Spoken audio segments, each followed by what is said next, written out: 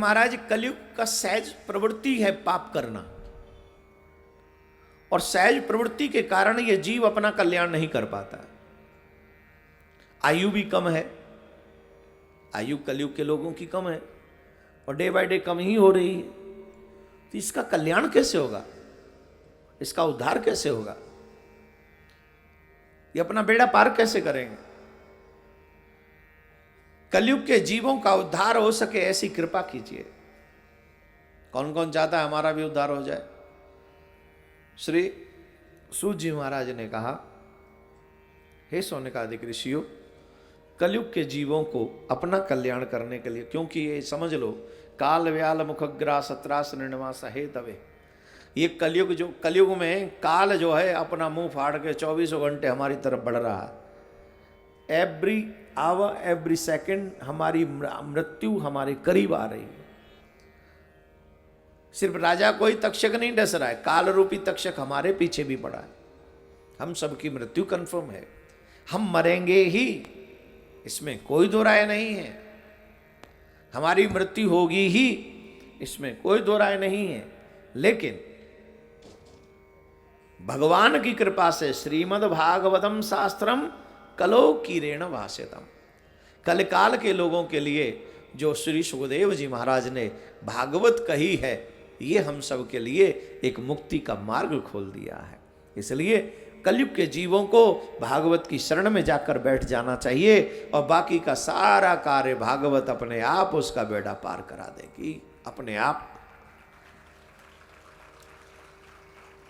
मैं तुम्हारे उद्धार की बात कर रहा हूं, तुम ताली ऐसे बजा रहे हो।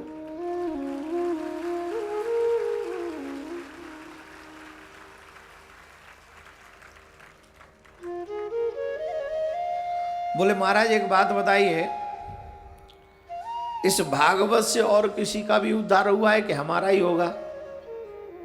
और किसी का उद्धार हुआ? इस भागवत का महात्म क्या है?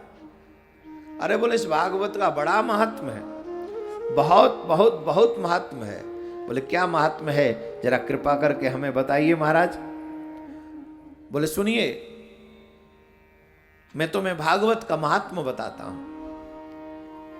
एकदा हि विशालायां चत्वारिशयो मलां सत्संगार्थ समायाता दद्रसु सत्र नारदम। एक बार सनकादिक चारों भाई सत्संग की इच्छा से बद्रिकाश्रम में पधारे हुए थे। वहां पर उन्होंने नारद जी को चिंताग्रस्त अवस्था में घूमते हुए देखा।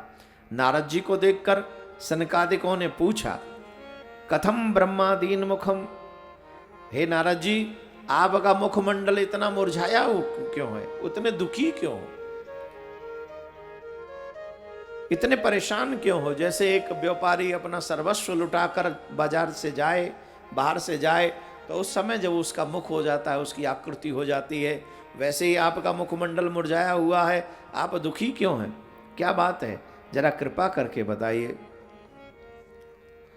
तो उन्होंने कहा, महाराज मैं आपको अपना दुख क्या बताऊं, मैं अपने मन को शांति प्राप्त कराने के लिए अनेकों तीर्थों में गया। देखो, मानव जीवन जब मिल जाए तो तीर्थ यात्रा जरूर करनी चाहिए, और भागवत कथा मंडप सभी तीर्थों का तिलक है।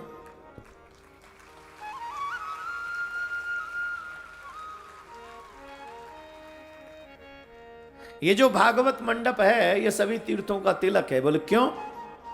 हरि की कथा होत है जहाँ, सब तीरथ चले आवत ताहाँ, जमुना सिंधु सरस्वती आवे, गोदावरी विलंब न लावे, सब तीर्थन को बासो वहाँ, सूर हरि कथा होत है जहाँ। जहाँ भगवान की कथा होती है वहां सभी तीर्थवास करते हैं। बोलो राधे राधे।